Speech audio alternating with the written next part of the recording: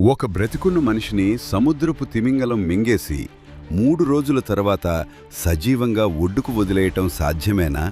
శతాబ్దాలుగా ఎంతోమంది శాస్త్రవేత్తలు దీన్ని నమ్మశక్యం కాని పిల్లల కట్టుకథ అని కొట్టిపారేశారు. కానీ ఆధునిక సైన్స్, హిస్టరీ లోతుల్లోకి వెళ్లి పరిశోధిస్తే బయటపడిన ఆధారాలు ప్రపంచ సైంటిస్టుల మైండ్ బ్లాక్ చేశాయి.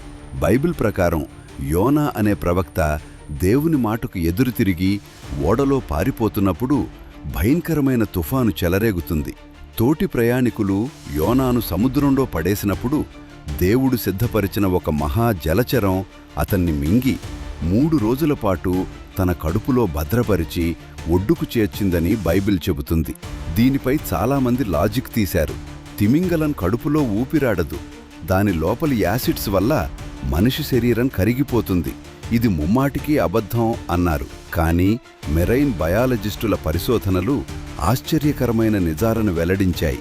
సముద్రంలో ఉండే స్పెర్మ్ వేల్ గొంతు మరియు దాని జీర్ణాశయం ఒక మనిషిని నమలకుండా నేరుగా మింగేంత భారీగా ఉంటాయి.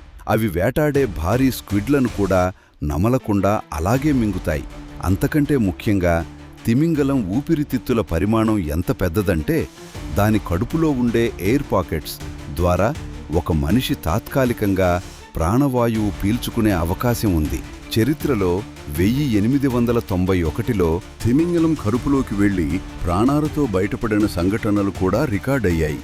ఇక అందరినీ దిమ్మతిరిగేలా చేసిన అసలైన చారిత్రక ట్విస్ట్ ఏంటంటే యోనా వెళ్లి హెచ్చరించిన ప్రాచీన నినవే నగర తవ్వకాల్లో బయటపడిన ఆధారాలు.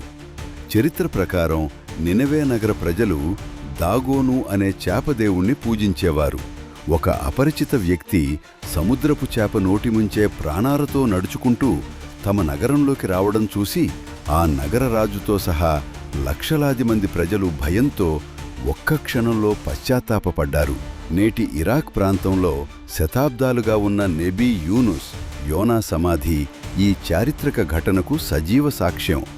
బైబిల్ చెప్పిన ప్రతి అద్భుతం వెనుక తిరుగులేని చారిత్రక, శాస్త్రీయ వాస్తవాలు దాగి ఉన్నాయి. అలాగనే బైబిల్కు సంబంధించిన నోవాహు ఓడ వీడియో సబ్స్క్రైబ్ బటన్ కింద ఉంది.